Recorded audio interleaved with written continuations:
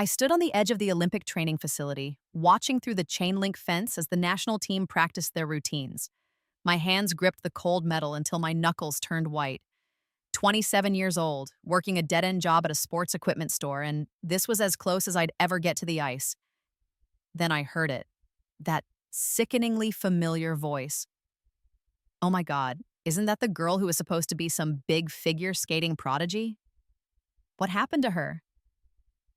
I didn't turn around. I knew exactly who it was. One of the skating moms from my old rink, probably here with her daughter who actually made it.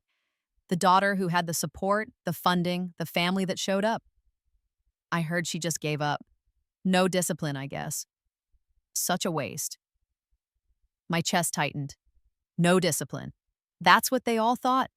That I'd simply quit. Walked away from a sport I'd dedicated my entire childhood to. They didn't know. Nobody knew.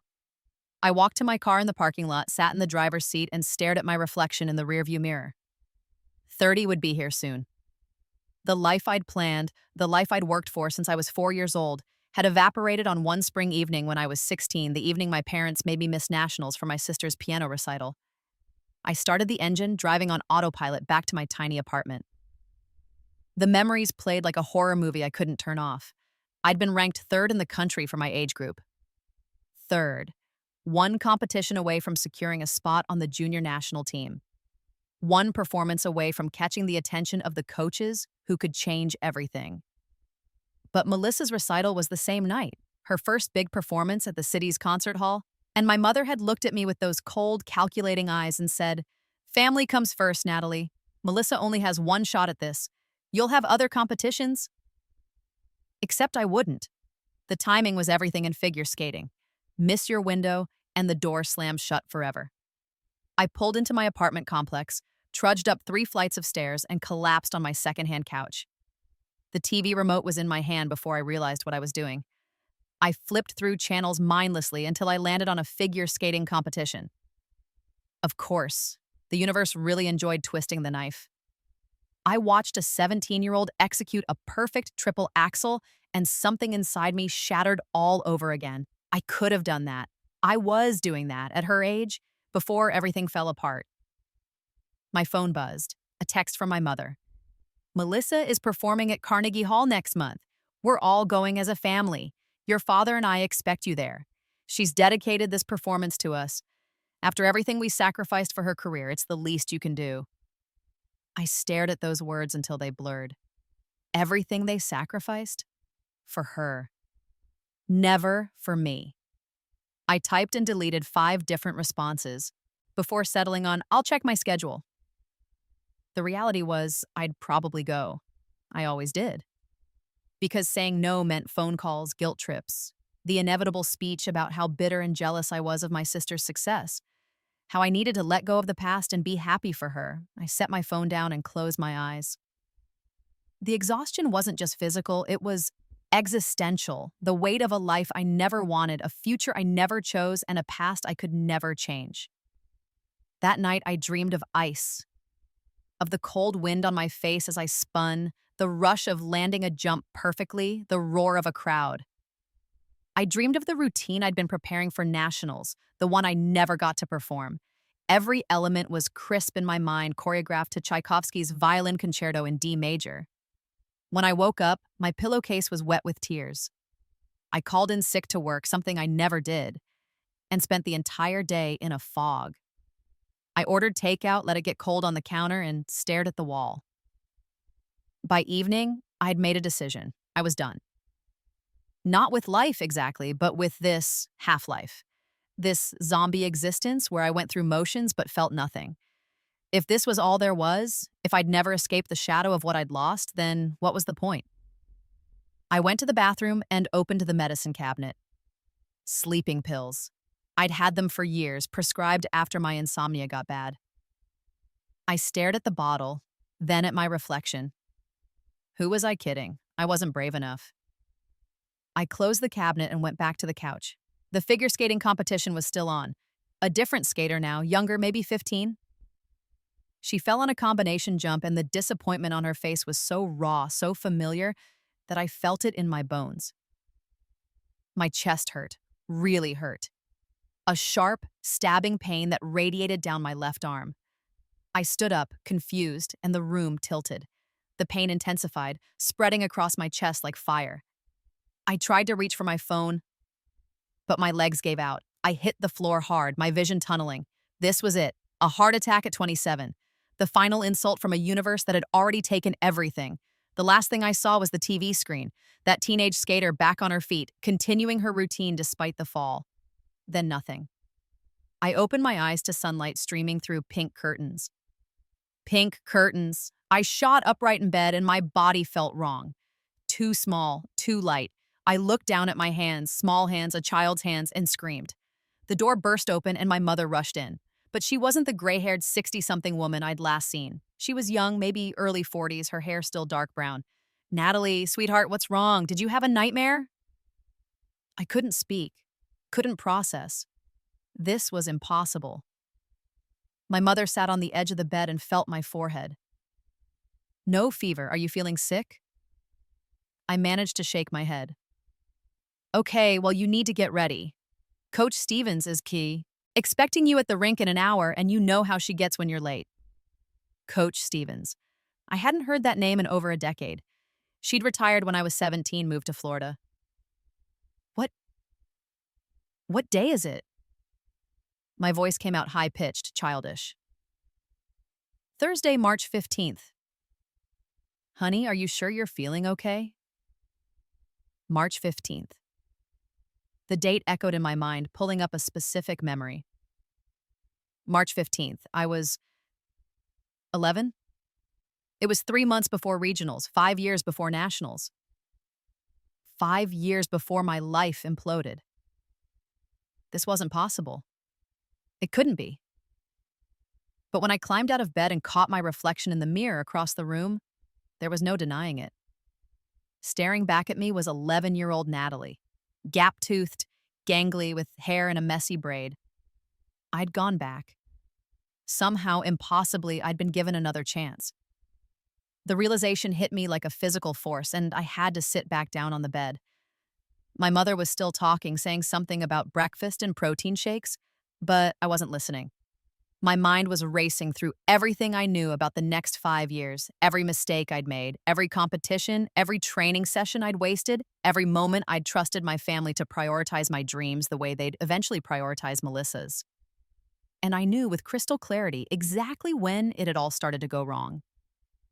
Melissa was 9 now, 2 years away from starting piano lessons, 3 years away from showing real talent, 4 years away from becoming the golden child who could do no wrong. I had time. I had knowledge. And this time, I would not let them destroy me. "Mom," I said, my voice steadier now, "I need to talk to you about my training schedule." She looked surprised. I'd always been a compliant child, going along with whatever was decided for me. "Coach Stevens wants to increase my ice time," I lied smoothly. "She thinks I need more practice if I'm going to place at regionals. But that means I might need to miss some family stuff." My mother's expression shifted, something calculating entering her eyes. Even now, even this early, I could see it. The weighing of options, the cost-benefit analysis of my athletic career versus whatever else she had planned. "We'll see," she said neutrally. "Let's talk about it with your father." In my previous life, I'd accepted that "we'll see." I'd been a good daughter, a team player, always putting family first because that's what they'd taught me. That's what they'd demanded. Not this time. Over breakfast, I was quiet, methodical. I ate exactly what I needed for optimal performance, something I'd learned too late in my first life. I stretched while my mother wasn't looking. I mentally reviewed my training plan, remembering everything Coach Stevens had taught me, everything I'd later learned from better coaches, all the techniques and tips I'd absorbed from years of watching competitors who'd made it when I hadn't. At the rink, muscle memory kicked.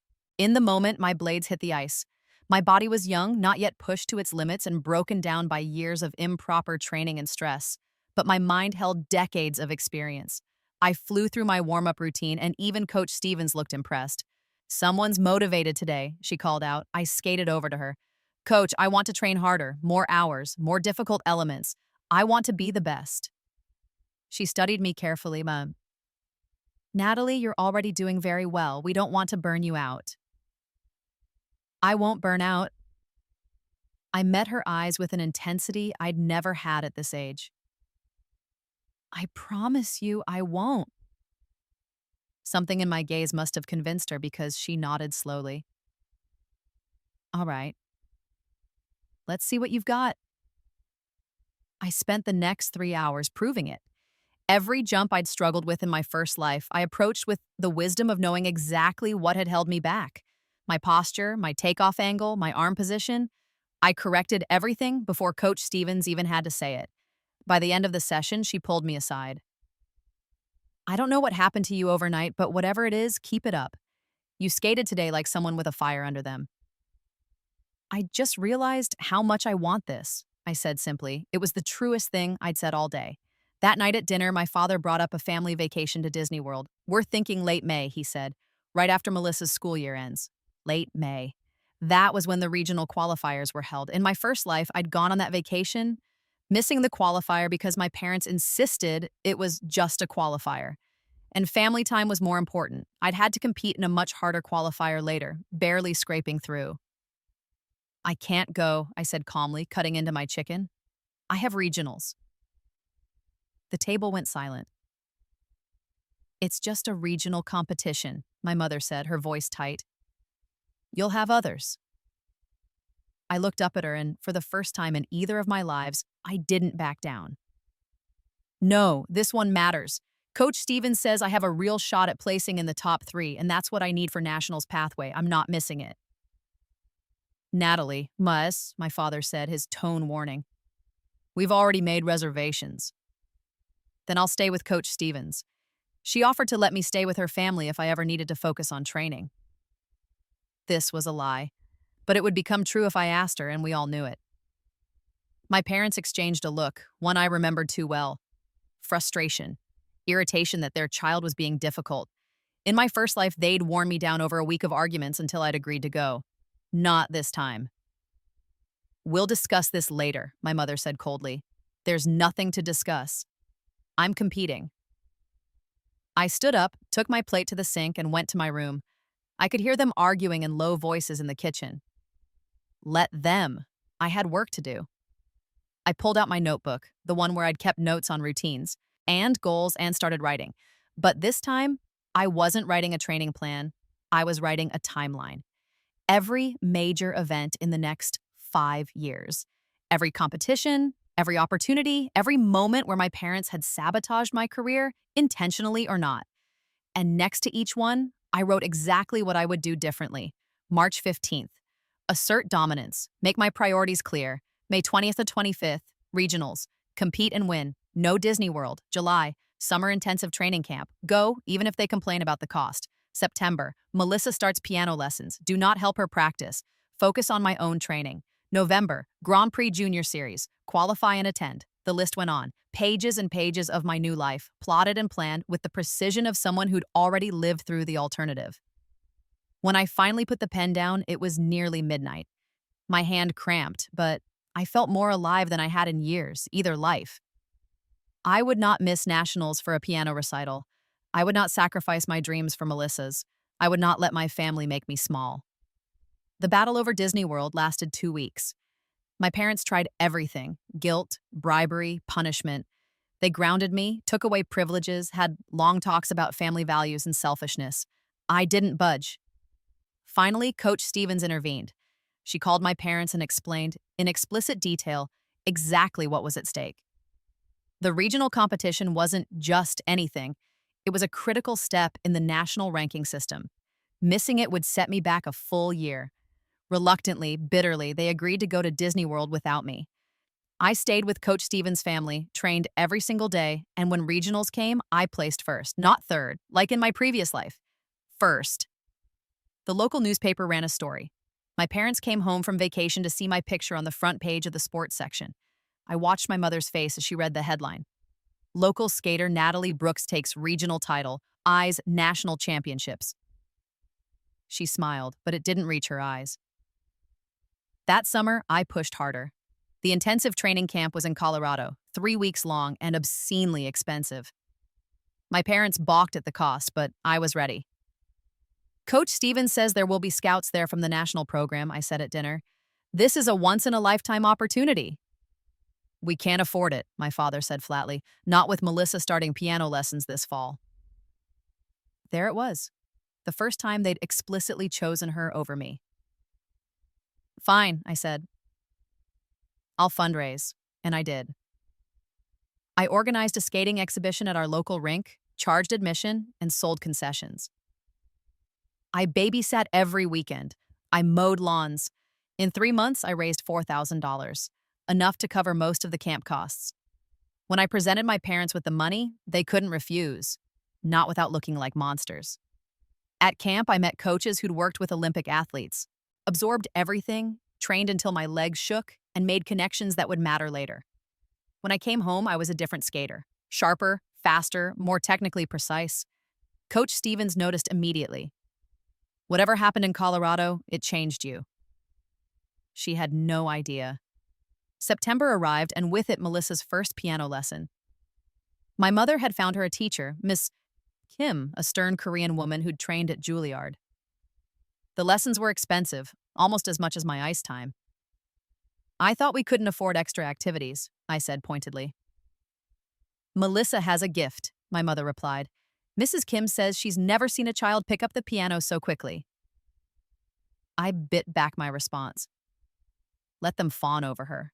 Let them pour their attention and resources into her budding talent. I had my own path now, and I didn't need their approval. But I did need their financial support, at least for now. So I played the game. I was polite, supportive of Melissa, present at family dinners. And every spare moment, I wasn't training, I was planning. In November, I qualified for the Grand Prix Junior Series, something I'd missed entirely in my first life. The competition was in Lake Placid, and for once, my parents seemed genuinely proud. They came to watch, brought Melissa, took photos. I placed third, not first, but the podium nonetheless. The coach who'd win me my Olympic medal someday, though I didn't know it yet, was in the audience. I saw her making notes during my performance. Everything was falling into place. The next 3 years blurred together in a whirlwind of training, competing, and carefully managing my family's expectations. Melissa's piano career blossomed, and my parents' attention shifted more and more toward her, which was fine by me. It meant less interference in my training, fewer demands on my time, but I watched. I always watched. I saw how they paid for Melissa's lessons without question while scrutinizing every expense for my skating. I saw how they attended every one of her recitals but complained about the cost of traveling to my competitions. I saw how she was allowed to quit activities she didn't like while I was expected to push through any difficulty. The resentment would have eaten me alive if I hadn't already lived through worse. Instead, I channeled it. Every moment of favoritism, every casual dismissal of my achievements, I converted into fuel for my training. By age 14, I was ranked second in the nation for my age group. By 15, I was first. And then came the conversation that would change everything. I was 16. It was February, 3 months before nationals. I'd just landed a quad salchow in practice, a jump that only a handful of women in the world could do consistently. Coach Stevens was beside herself with excitement. Natalie, if you land that at nationals, you're golden. Absolutely golden. The Olympic development program will be fighting over you.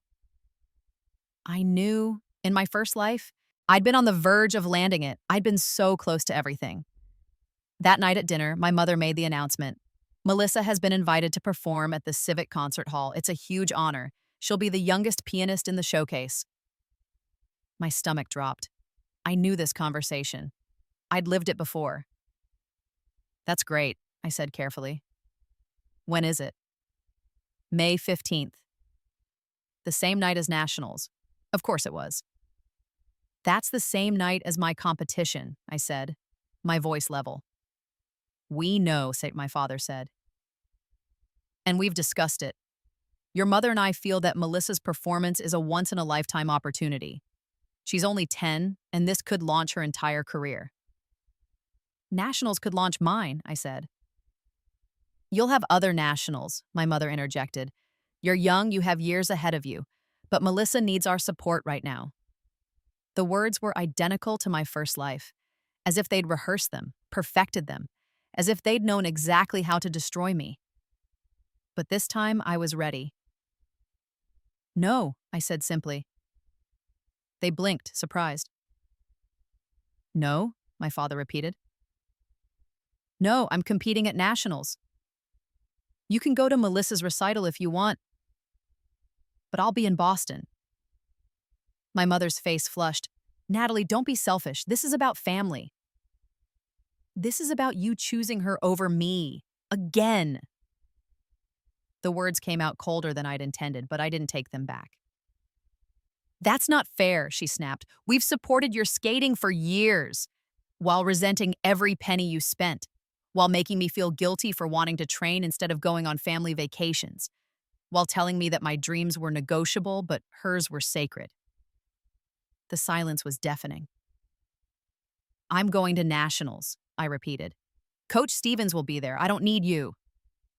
I stood and left the table, my heart pounding. Behind me, I could hear Melissa starting to cry, my mother comforting her, my father's angry footsteps following me down the hall. He cornered me in my room. "You will not speak to your mother that way. You will not prioritize yourself over your sister. We are a family, and sometimes that means sacrifice." "I've been sacrificing my entire life," I said quietly. "Every time you chose her music lessons over my coaching. Every time you made me babysit instead of train. Every time you told me I was being dramatic about my career. I sacrificed. She never has. She's younger. She's the favorite. Just admit it." He stared at me, and I saw something flicker in his eyes. Guilt, maybe, or anger at being called out. "You're going to that recital," he said finally, "or you're no longer part of this family." In my first life, that threat had worked. I'd been 16, scared, desperate for their approval. I'd given in, not this time. Then I guess I'm not part of this family. The next 3 months were hell. My parents barely spoke to me. Melissa cried whenever I was in the room, and my mother made sure I knew it was my fault. They stopped paying for my coaching. Not that they'd been paying much anyway, since I'd been funding most of it myself through teaching beginner classes at the rink. Coach Stevens stepped up. She helped me find sponsorships, connected me with a sports psychologist who worked pro bono, and even let me stay with her family when the tension at home got too bad. "They'll come around," she said one night over dinner at our house. "When they see you compete, when they see what you're capable of, they'll realize what they almost cost you." I didn't correct her. I didn't tell her that I'd already lived through them, not coming around, through years of resentment and regret. Instead, I trained. I perfected that quad salchow until I could land it in my sleep. I refined my artistic expression, my musicality, every tiny element that separated good skaters from great ones. May 15th arrived. I woke up in a hotel room in Boston, Coach Stevens in the adjoining room. My parents were in our hometown watching Melissa perform. They'd made their choice clear, but I wasn't alone. Coach Stevens was there. My sports psychologist was there. 3 girls from my rink had convinced their parents to drive them up to watch. A handful of sponsors had sent flowers and good luck messages. Most importantly, the scouts were there. The ones who could change my life. I stood in the locker room, lacing up my skates, when my phone buzzed. A text from my mother. "I hope you're happy. Melissa is devastated that her own sister couldn't be bothered to support her. Some things are more important than sports." I stared at the message for a long moment, then deleted it without responding. Some things were more important than sports, like my entire future, like my dreams, like my self-worth. I walked to the rink entrance, and the familiar smell of ice and cold air filled my lungs.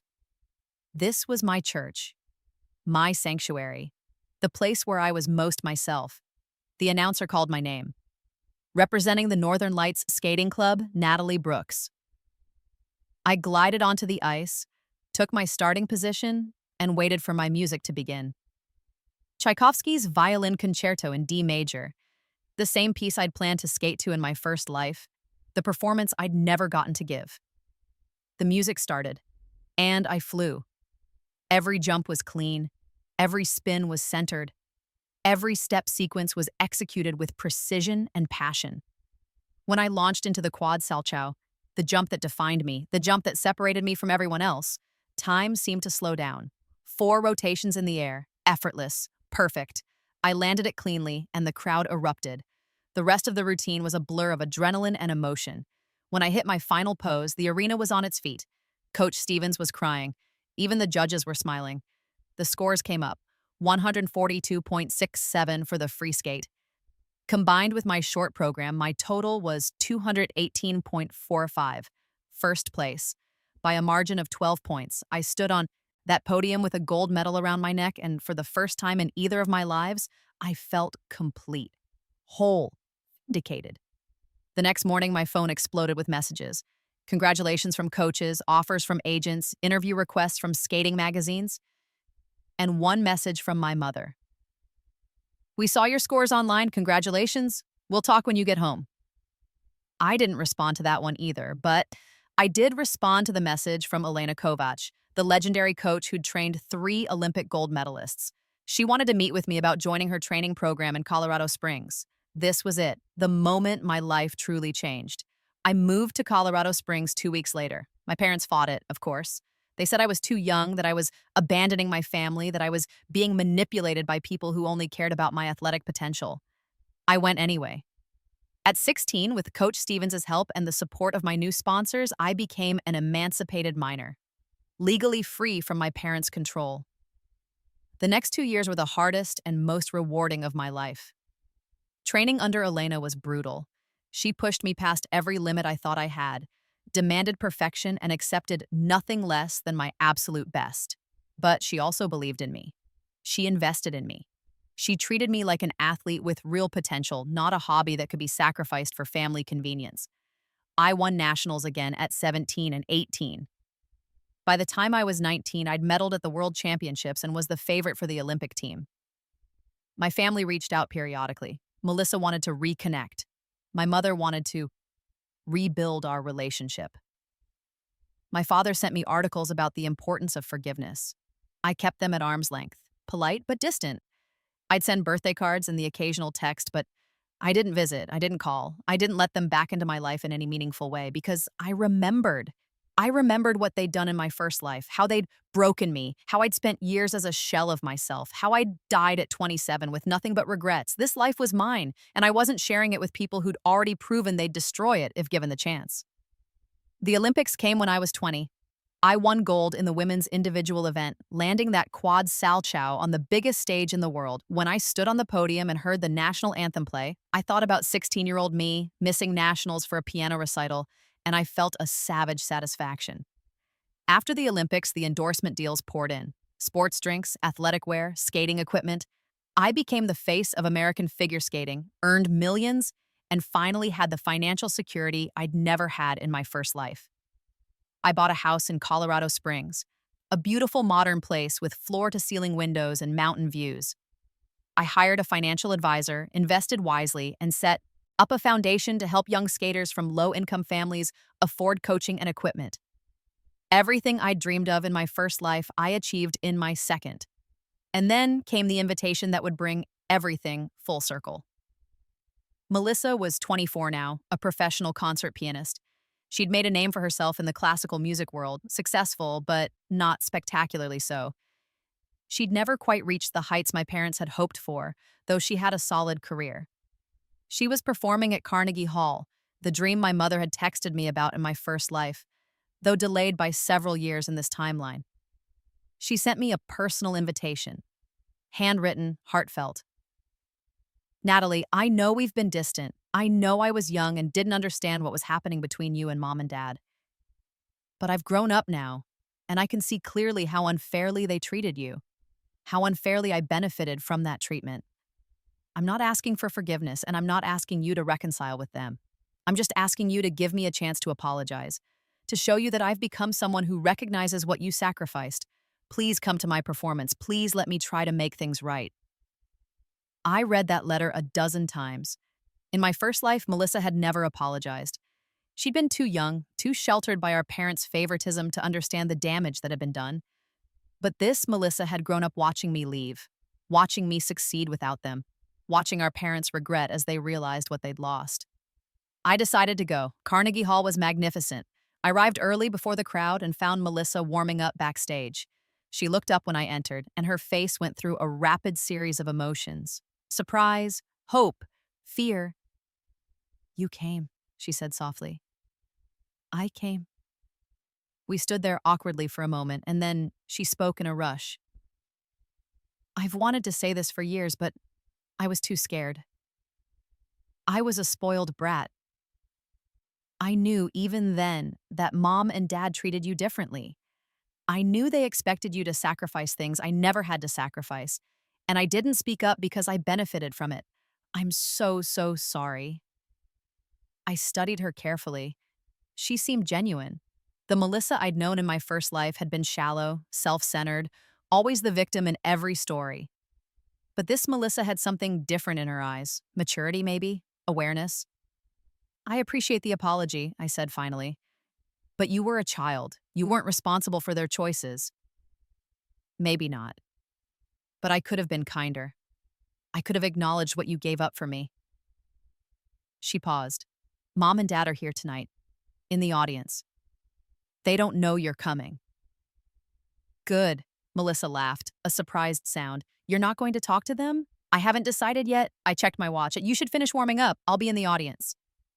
She nodded, then impulsively hugged me. I stiffened, then slowly returned the embrace. When I pulled away, there were tears in her eyes. "Thank you for coming. And thank you for showing me what it looks like to stand up for yourself. I've tried to live more like that because of you." I didn't know what to say to that, so I just nodded and left. The concert hall was filling up when I found my seat. Private box, courtesy of Melissa. I had a perfect view of the stage and the audience below. That's when I saw them. My parents, dressed formally, sitting in the third row center. They looked older. My mother's hair was fully gray now, my father's face lined with age. But more than that, they looked diminished somehow, smaller than I remembered. The lights dimmed and Melissa walked on stage to thunderous applause. She sat at the piano, adjusted her position, and began to play. She was good, really good. Not Olympic-level talent, not the prodigy my parents had convinced themselves she was, but skilled and passionate and genuine in her love for the music. I found myself enjoying the performance, swept up in the emotion of it. When it ended, the crowd gave her a standing ovation. Melissa stood, bowed, and then did something unexpected. She spoke into the microphone. "Thank you all for coming tonight. Before I go, I want to dedicate this performance to someone very special. My sister, Natalie Brooks. She sacrificed more than anyone knows to pursue her dreams, and she taught me that sometimes the most loving thing you can do is put yourself first. Natalie, I know you're here tonight. This is for you." The spotlight swiveled, finding me in my box. I stood, uncomfortable with the attention but unwilling to hide. The audience applauded, and I saw my parents turn, their faces shocked. They hadn't known I was coming, hadn't known I'd support Melissa despite everything. After the performance, I made my way backstage. Melissa was surrounded by well-wishers, but when she saw me, she excused herself and pulled me aside. "Thank you for being here," she said again. "You were wonderful. Mom and Dad want to see you. They're asking if you'll come to the after party." I hesitated.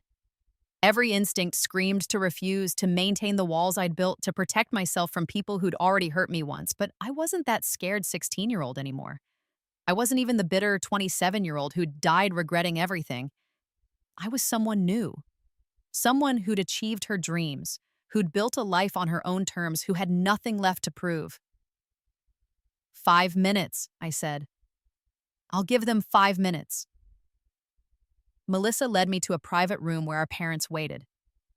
When they saw me, my mother started crying immediately. "Natalie, oh sweetheart." I held up a hand. 5 minutes. "That's all I'm giving you." They both looked stricken, but they nodded. My father spoke first. "We made a terrible mistake. We didn't realize, we couldn't see how badly we were failing you until you left. And then we watched you succeed, watched you become everything you were meant to be, and we understood what we'd almost destroyed." "Almost?" I raised an eyebrow. "You did destroy me, In another life, your choices broke me completely. You just can't see that timeline." They looked confused by that statement, but my mother pushed forward. "We want to make amends. We want to be part of your life again.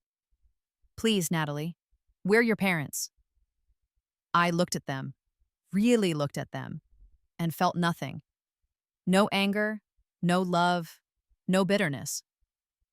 Just a vast, empty distance. "You were my parents," I said quietly. "But when you told me to choose between my dreams and your approval, you stopped being my family. I chose my dreams, and I don't regret it for a second." "We were wrong," my father said desperately. We know that now. Melissa has helped us understand. It shouldn't have taken Melissa explaining it. You should have known. You should have cared enough about me to know." My mother reached for my hand, but I stepped back. "I'm not here to reconcile," I continued. "I'm here because Melissa asked me to be, and she's earned that from me. You haven't. You had 16 years to choose me, and you never did. I'm not giving you another chance to disappoint me." "Please," my mother whispered. "We're so proud of you. We watch all your competitions. We have every article about you. We tell everyone, now you're proud. Now that I've made something of myself despite you, not because of you. Where were you when I needed you? When I was 16 and begging you to let me compete? When I was fundraising for training camps because you wouldn't pay? When I was choosing between my family and my future?" They had no answer to that. I checked my watch. 5 minutes are up. I'm leaving now. I hope you enjoyed Melissa's performance. She's talented and she's worked hard for this. Try not to take credit for it. I turned to go, but my father's voice stopped me. "Are we ever going to see you again?" I paused at the door. "Maybe. Someday, if I decide I want to, but it will be on my terms, not yours." And then I left. I flew back to Colorado Springs the next morning. As the plane took off, I looked out the window at New York City shrinking below me and felt a weight lift from my shoulders. Closure. That's what I'd gotten from last night. Not reconciliation, not forgiveness, but closure. The understanding that I didn't need their approval or their love or their regret. I'd built a beautiful life without them, and that life was enough. My phone buzzed with a text from Melissa. "Thank you for coming. Thank you for being honest with them. And thank you for being my sister, even when I didn't deserve it." I smiled and typed back, "Keep playing. You're good at it. And call me sometime. Not about them, just about you." I will. 6 months later, I retired from competitive skating at 23. I'd won everything there was to win, and my body was starting to show the strain of years of intense training. But I didn't disappear from the sport. I became a coach. I took on students who reminded me of myself. Talented kids from difficult families, athletes who were underestimated or overlooked, anyone who had the fire but needed someone to believe in them. I remembered their names. I showed up to their competitions. I fought for their ice time and their training budgets. I never asked them to sacrifice their dreams for someone else's convenience. And I watched them soar. One of my students, a 15-year-old named Maya, landed her first quad at nationals. When she came off the ice, crying with joy, she hugged me and said, "Thank you for believing in me when nobody else did." I thought about Coach Stevens, about Elena Kovac, about everyone who'd believed in me when my own family hadn't. "That's what coaches do," I said. We see your potential and we fight like hell to help you reach it." 3 years after my retirement, I was invited to commentate for the Olympics. I sat in that broadcast booth watching the next generation of skaters perform and provided analysis that drew from both my lives, my first life of regret and my second life of triumph. During a break, my co-commentator asked me about my relationship with my family. "I've heard rumors that you're estranged from your parents. Is that true?" I considered lying, deflecting, but decided against it. "Yes, it's true. They asked me to sacrifice my athletic career for family obligations, and I refused. Best decision I ever made." That must have been difficult. It was. But staying would have been impossible. Sometimes you have to choose yourself, even when everyone tells you you're being selfish. The interview made headlines. Olympic gold medalist Natalie Brooks opens up about family estrangement. Think pieces were written about the pressure on young athletes, about parental support, about the cost of excellence. My mother called. I didn't answer. She left a voicemail saying the article had hurt the family and made them look bad. I deleted it without listening to the whole thing. They'd worried about looking bad for a decade. Maybe they should have worried about being bad. Melissa called too. I answered that one. "I'm sorry," she said. "Mom's been calling me, crying about the interview." "Not my problem." "I know. I just wanted to tell you that I thought what you said was brave and true, and I'm proud to be your sister." That made me smile. "How's the concert season going?" We talked for an hour about her music, my coaching, everything except our parents. It was easy, comfortable, the relationship I'd wished we could have had in my first life. 5 years later, I stood in the Olympic Training Center watching one of my students, Maya, compete for a spot on the national team. She was 18 now, poised and confident and brilliant. She landed a quad triple combination that made the judges' eyes widen. When her scores came up, she'd qualified for the Olympic team. I was cheering so loudly that security almost asked me to leave. Maya found me after the performance and we hugged and cried together. "You're going to the Olympics," I said, laughing through tears. "We're going to the Olympics," she corrected. "You're my coach. You'll be there with me." And I was. I stood rinkside at the Olympics, coaching Maya through the biggest competition of her life. She didn't win gold. She placed fourth, just off the podium, but she skated the performance of her life, and that was what mattered. After the Olympics, a journalist asked me if I regretted leaving my family to pursue skating. "No, hasta sad," I said without hesitation. "I regret that I had to choose. I regret that they couldn't support both my dreams and my sister's, but I don't regret choosing myself. That choice gave me this life, a life I love, a career that fulfills me, and the ability to help young athletes achieve their dreams. I have no regrets." And it was true. I thought about the first Natalie sometimes, the one who died at 27, bitter and broken and full of what-ifs. I thought about how she'd given up, how she'd let them win, how she'd spent her entire adult life as a ghost of who she could have been. But I wasn't her anymore. I'd been given a second chance, and I'd seized it with both hands. I'd chosen myself. I'd fought for my dreams. I'd walked away from people who couldn't love me the way I needed to be loved. And I'd won, not just medals and titles and endorsements. Though those were nice. I'd won my life back. I'd won my autonomy, my dignity, my right to prioritize my own happiness. They made me Miss Nationals for her recital. But after Rebirth, I went pro and never looked back. And that made all the difference. Epilogue, 10 years later. I stood in the lobby of my skating academy watching through the glass as 30 kids of varying ages worked through their training sessions. The facility was state-of-the-art, 3 rinks, top-tier coaching staff, full physical therapy, and sports psychology services on site. I'd built this place from the ground up 5 years ago, funded by my endorsement deals and Olympic prize money. It was a training center for young skaters who came from difficult circumstances, kids whose families couldn't afford elite coaching, athletes who needed a supportive environment to thrive. Maya worked here now as a junior coach, passing on what she'd learned to the next generation. She'd never made another Olympic team, but she'd had a solid career in professional skating and found her calling in coaching. We were a team building something bigger than ourselves. My phone buzzed, a text from Melissa. "Coffee next week? I'm in town for a performance." "Sure, Tuesday work?" Perfect. We'd maintained our relationship over the years. Melissa had married a fellow musician, had a daughter, built a quiet life that seemed to fulfill her. She invited me to family gatherings, occasionally always making it clear that our parents wouldn't be there if I didn't want them to be. I usually chose not to see them. Twice in 10 years, I'd agreed to a supervised meeting. Coffee in a public place, 1 hour, Melissa as buffer. They'd apologized profusely both times. I'd accepted their apologies with the emotional investment of someone listening to a stranger's problems. The hurt was gone. The anger had faded. But so had any real connection. They were simply people I used to know, related to me by biology, but not by any meaningful bond. And I was okay with that.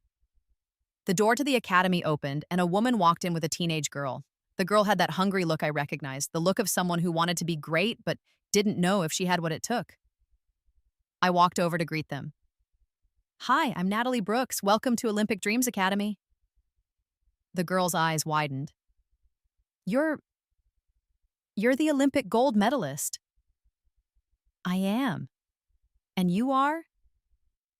Sarah Chen. I'm 15. I want to be a figure skater, but my family says it's too expensive and I'm starting too late and I should focus on school instead. I smiled. Too late? Sarah, I have students who started at 16 and went on to compete nationally. If you've got the drive and the talent, age is just a number. But my parents. Are your parents here? The woman spoke up. I'm her aunt. Her parents couldn't make it today. Couldn't or wouldn't, I wondered. But it didn't matter. Tell me about your skating experience. As Sarah talked, I saw myself at her age, full of dreams and determination, fighting against people who didn't believe in her. By the end of our conversation, I'd offered her a full scholarship to train at the academy. Her aunt was nearly in tears. We can't possibly afford full scholarship, I repeated. Room, board, coaching, everything. All I ask is that Sarah works hard and believes in herself. Sarah looked like she might pass out from shock. Why? You don't even know me. I know hunger when I see it.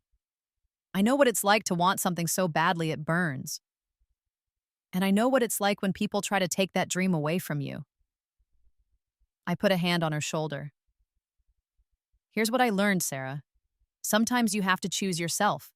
Sometimes you have to fight for your own future, even when nobody else will. And sometimes the most important thing you can do is surround yourself with people who believe in your dreams as much as you do. That's what we do here. We believe. Sarah's eyes filled with tears. Thank you. Thank you so much. I watched her and her aunt leave, already discussing logistics and timing. Maya came over, having observed the whole interaction. Another one? She asked, smiling. Another one. You know you're going to go broke giving out scholarships at this rate. Then I'll fundraise, hold exhibitions, get more sponsors, whatever it takes. I looked out at the skaters on the ice, all of them working toward, their own dreams. This is what I was meant to do, Maya. Not just skate myself, but help others skate. Build a place where talent is more important than bank accounts, where kids aren't forced to choose between their dreams and their families. Your parents really did a number on you, huh? I laughed. They taught me exactly what kind of person not to be, and what kind of environment to create for young athletes. So I guess I should thank them. Will you ever forgive them? Really forgive them? I thought about that. I don't know, maybe forgiveness isn't the point. Maybe the point is just to move forward, to build something good from something painful. They made their choices, and I made mine. I can't change the past, either version of it, but I can shape the future for kids like Sarah. Maya nodded thoughtfully. Fair enough. Hey, want to grab dinner later? My treat. Can't. I have a Skype call with a journalist from Sports Illustrated. They're doing a feature on Olympic medalists who became coaches. Look at you, still making headlines? Someone has to advocate for young athletes. Might as well be someone who knows exactly how wrong it can go. That night, during the interview, the journalist asked me the inevitable question. Your story of family estrangement and fighting for your career has inspired a lot of young athletes. What would you say to kids who are facing similar situations? I thought carefully before answering. I'd say this: your dreams matter. Your happiness matters. And sometimes the people who are supposed to support you unconditionally won't. And that's not your fault. You don't owe your family your future. You don't owe them your mental health or your potential or your one shot at doing what you love. If they ask you to choose between your dreams and their approval, choose your dreams every time. It will hurt and it will be hard and people will call you selfish. But on the other side of that choice is a life you actually want to live. And that's worth fighting for. The interview went viral. I received thousands of messages from young athletes, figure skaters, gymnasts, dancers, musicians, all sharing their own stories of family pressure and impossible choices. I read every single one. And when I could, I replied. I offered advice, resources, encouragement. I connected kids with scholarships and programs and coaches who would support them. Because I remembered. I remembered what it felt like to be trapped, to be forced to choose, to be made to feel selfish for wanting something for myself. And I'd be damned if I let another generation of talented kids go through what I'd gone through, what the first version of me had never recovered from. One message stood out. It was from a 16-year-old figure skater named Emma. My mom says I have to miss sectionals for my brother's graduation party. She says family comes first. I don't know what to do. I don't want to end up resenting them, but I also can't miss this competition. What would you do? I replied immediately. Compete. Go trials to sectionals. Your career has a limited window, and this is your time. If your mother can't understand that now, maybe she will later. Maybe she won't. But either way, you'll know you fought for yourself, and that matters more than anything. I promise you, Emma, the regret of not trying is so much worse than the discomfort of disappointing people. Choose yourself. Always. She wrote back 2 weeks later. I competed. I placed second. My mom was furious, but my coach was proud of me. Thank you for helping me find my courage. That message made my entire week. 15 years after Rebirth, the full circle. I was 31 years old, 4 years older than I'd been when I died in my first life. The difference between those two versions of me was staggering. First life Natalie had been working retail, living in a tiny apartment, full of bitterness and regret. She died of a heart attack, alone and unfulfilled, watching other people live the dreams she'd given up. This Natalie, second chance Natalie, owned a skating academy, had an Olympic gold medal, had coached multiple national champions, and woke up every day excited about her work. I'd published a memoir the year before, Choosing Yourself, One Olympian's Journey from Family Pressure to Personal Freedom. It had hit the bestseller list within weeks, resonating with young athletes and anyone who'd ever felt forced to abandon their dreams for someone else's expectations. My parents had tried to block its publication. They'd sent lawyer letters claiming defamation. The letters had been dismissed. Truth is an absolute defense, after all. Melissa had been supportive, even writing the foreword. In it, she'd written, "My sister's story is uncomfortable because it makes my family look bad. But it's also true. And sometimes the most loving thing you can do for someone is to acknowledge the truth, even when it's painful. I was the beneficiary of my parents' favoritism, and Natalie paid the price. I can't change that. But I can tell you that watching her choose herself, watching her thrive without us, taught me more about strength and self-worth than anything else in my life." The book tour had been intense but rewarding. At every stop, young athletes lined up to share their stories, to thank me for giving voice to their struggles, to ask for advice.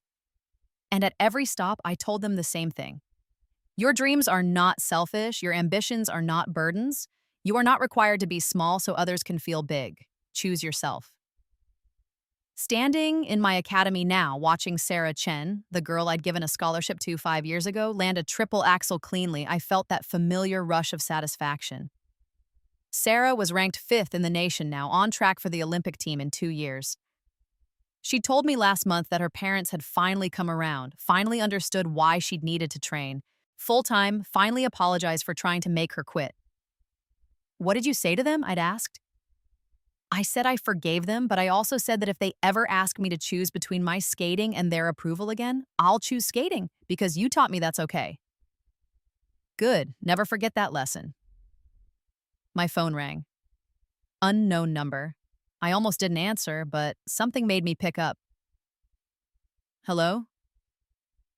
Natalie, it's your father. I tensed immediately. We hadn't spoken in 3 years. What do you want? I'm sick, cancer. The doctors say I have maybe 6 months. I waited for the guilt to hit, the instinct to drop everything and rush to his side. It didn't come. I'm sorry to hear that, I said carefully. I'd like to see you, to talk. Please, Natalie, I know I have no right to ask, but I'm your father. I don't want to die with this distance between us. The silence stretched out. Part of me wanted to say no, to maintain the boundaries I'd worked so hard to establish, but another part, a smaller, quieter part, wondered if I'd regret not saying goodbye. "I'll think about it," I said finally. "That's the best I can offer right now. That's more than I deserve. Thank you." He hung up and I stood there holding the phone, feeling nothing in particular. Maya found me 10 minutes later, still standing in the same spot. "You okay?" she asked. "My father's dying. He wants to see me." "Are you going to go?" "I don't know. Part of me thinks I should, that I'll regret it if I don't. But another part of me knows I don't owe him anything, including a deathbed reconciliation he wants for his own peace of mind." Maya nodded thoughtfully. "What does your gut say?" I closed my eyes, checking in with myself. What did I actually feel, stripped of social expectations and shoulds and the pressure to be the bigger person? My gut says I'm tired. Tired of them only reaching out when they need something from me. Tired of being asked to show up for them when they never showed up for me. Tired of being expected to be the forgiving one while they get to be the tragic parents whose daughter won't speak to them. Then don't go. But what if I regret it? Natalie, you've spent 15 years building a life where you don't have to do things out of obligation, where you get to choose yourself. Why stop now? She was right. I knew she was right. I called Melissa instead. Dad called. Did you know he was sick?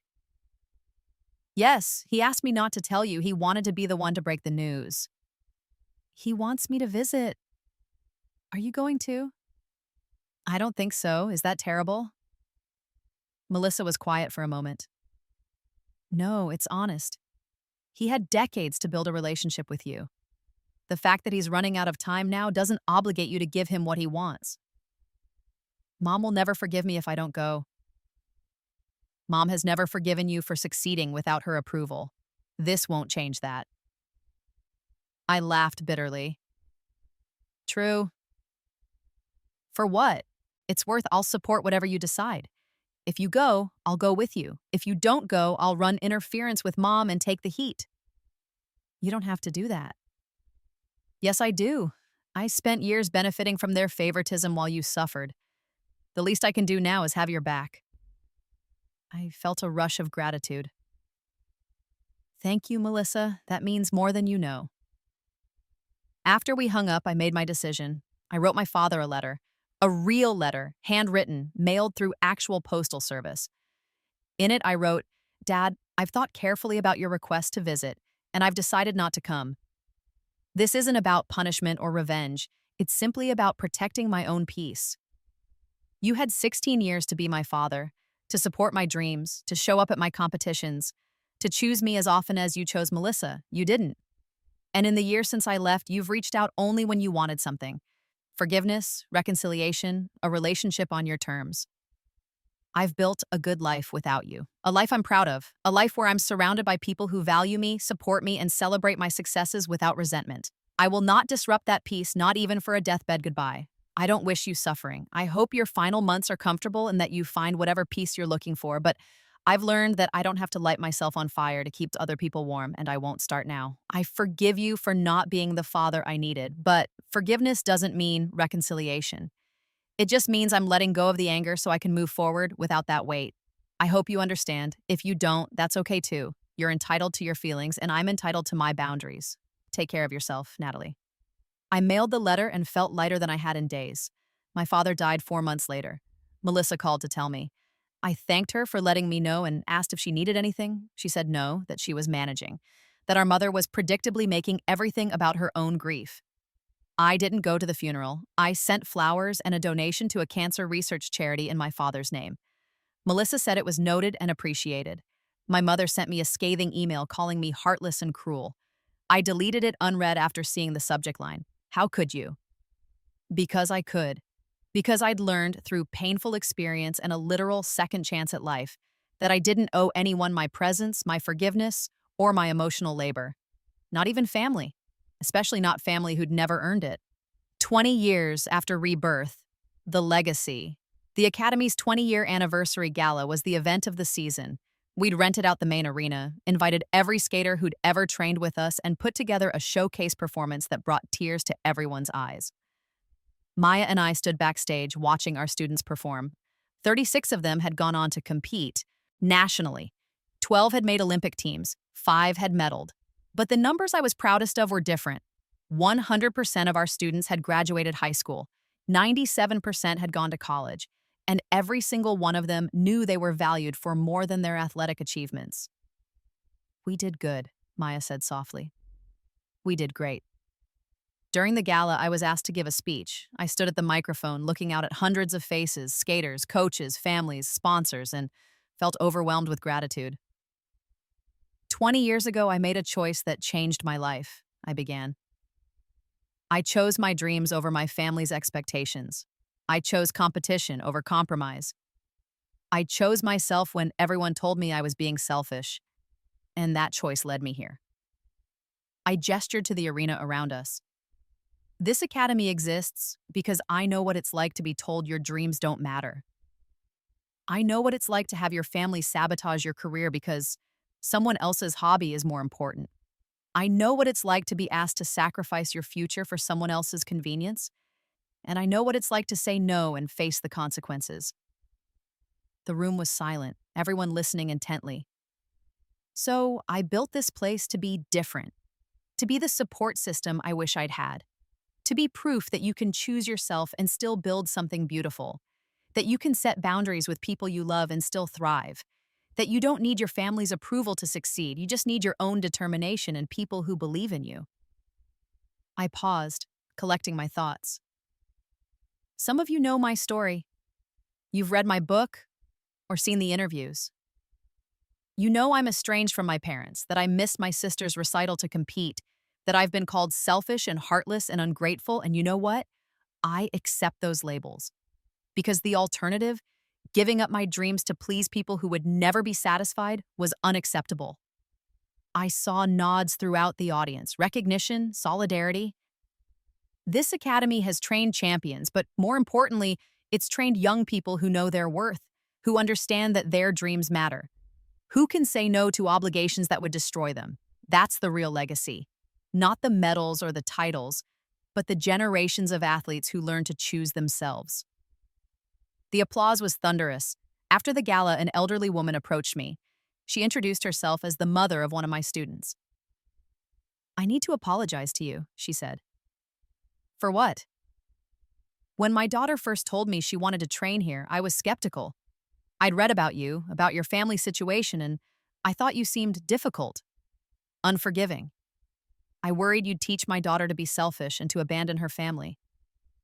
I braced myself for criticism, but she continued. "But watching her train here, watching her become confident and strong and clear about her boundaries, I realized, weren't teaching her to be selfish. You were teaching her to value herself. She's a better person because of this place. She knows she doesn't have to shrink herself to make others comfortable. She knows her dreams are valid. She knows she can love her family and still prioritize her own life. And I'm grateful for that." She took my hand. "I'm sorry I judged you. You're doing important work here." I felt tears prick my eyes.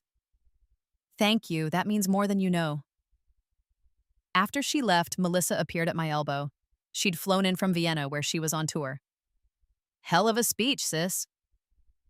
"Thanks. Hell of a performance earlier. You've still got it." We stood side by side watching the celebration continue around us. "Mom's still angry with you, you know," Melissa said conversationally. "She tells anyone who will listen that you broke Dad's heart and hastened his death." "Let her. I stopped caring about her narrative years ago." "Good. You shouldn't care. She's wrong, and everyone who matters knows it." I looked at my sister, the person I'd resented so much in my first life. The person whose piano recital had destroyed my dreams. In this life, we'd found a way to be family on our own terms. Not close exactly, but genuine. Real. "I'm glad you're here," I said. "Me too. Wouldn't have missed it." The party went until past midnight. When everyone finally left and Maya and I were cleaning up, she found me standing in the middle of the main rink, staring at the ice. Thinking about the past? She asked. Both pasts, actually. The one I lived first and the one I've lived since. Any regrets? I thought about that carefully. Did I regret the pain? The family estrangement? The years of being called selfish and difficult? No, I said finally. No regrets, because everything that happened, both timelines, led me here, to this place, this work, this life. And I wouldn't change that for anything. Not even for a relationship with your parents? Especially not for that. They wanted me to be someone I wasn't. They wanted me to sacrifice who I was meant to be for their convenience, and I refused to do that. I refused then, and I'd refuse now. Maya hugged me. You're kind of a badass, you know that? I laughed. I'm just someone who learned that you can't pour from an empty cup, that you can't set yourself on fire to keep others warm, that you're allowed to be the protagonist of your own story. Well, you're my hero, and a lot of other people's hero, too. We finished cleaning in comfortable silence, and I drove home to my house. A beautiful place I'd designed myself, filled with Olympic memorabilia and photos of students and the life I'd built from the ashes of my first one. Before bed, I did something I rarely did. I opened the box in my closet that held mementos from my childhood. Photos of me skating, competition programs, medals from before everything fell apart. There was one photo in particular I'd kept all these years. Me, at 16, right before nationals. I was wearing my competition dress, standing on the ice, looking at the camera with such hope and determination. That girl had no idea what was about to happen, that her parents would make her choose, that she'd give in and lose everything, that she'd spend her entire adult life regretting that choice. But in this timeline, she'd made a different choice. She'd fought, she'd won. I touched the photo gently. I did it, I whispered to that younger version of myself. I didn't let them break me. I became everything we were meant to be. And then I put the photo back, closed the box, and went to bed. Because the past, both versions of it, was done. And the future was mine to shape. Present day, full circle. I'm 36 years old now, 20 years removed from the choice that defined both my lives. The Academy is thriving, expanding to a second location. My students continue to win medals and break records, and most importantly, become the kind of people who know their worth. Last week, I received an invitation that made me laugh out loud. The U.S. Figure Skating Association was inducting me into their Hall of Fame. The ceremony would include speeches, a retrospective video, and recognition of my contributions to the sport, both as an athlete and a coach. The invitation noted that family members were welcome to attend. I called Melissa. Are you free in September? For what? Hall of Fame induction. They're giving me a plaque and everything. She squealed so loudly I had to hold the phone away from my ear. Oh my God, Natalie, that's incredible. Of course I'll be there. You don't have to Shut up. I'm coming. I'm bringing my whole family. We're going to cheer obnoxiously loud. I laughed. Okay, thanks. Mom asked if she could come. The laughter died. What did you tell her? That it was your event and your choice. She wants me to ask you. I thought about it. Really thought about it. My mother, sitting in the audience, watching me be celebrated for achievements she'd tried to prevent. Part of me wanted to say no purely out of spite. But another part, the part that had healed and grown and moved past the anger, felt indifferent. Her presence or absence wouldn't affect my joy. She was irrelevant to my success. She can come, I said finally, but I won't acknowledge her during my speech. She doesn't get a thank you or a mention or a moment in my spotlight. She's a guest, nothing more. Fair enough. I'll let her know. The induction ceremony was beautiful. Sarah Chen, now an Olympic silver medalist, gave a speech about how I'd changed her life. Maya talked about our coaching philosophy and the culture we'd built at the academy. Melissa performed a piano piece she'd composed in my honor. And then it was my turn. I stood at the podium, looking out at the crowd. I saw my students, my fellow coaches, skating legends I'd admired my entire life. And yes, I saw my mother, sitting in the back row, looking older and frailer than I remembered. I didn't feel anything seeing her there. No anger, no resentment, no love. Just a distant recognition, like seeing a stranger who vaguely resembled someone I used to know. I gave my speech. I thanked Coach Stevens, Elena Kovac, the sponsors who'd believed in me, the judges who'd scored me fairly, the fans who'd supported me. I thanked Maya and Sarah and every student who'd trusted me to guide them. I thanked Melissa for being the one family member who'd figured out how to love me without trying to shrink me. I didn't thank my parents. I didn't mention them at all. After the ceremony, my mother tried to approach me. I saw her making her way through the crowd, and I turned to Maya. "Run interference," I said quietly. Maya, bless her, stepped smoothly into my mother's path. "Mrs. Brooks, so nice to see you. Let me introduce you to some of our academy sponsors." I slipped away, found a quiet corner, and breathed. Melissa found me a few minutes later. "You okay?" "Yeah, just needed a minute." "Mom's upset that you didn't mention her."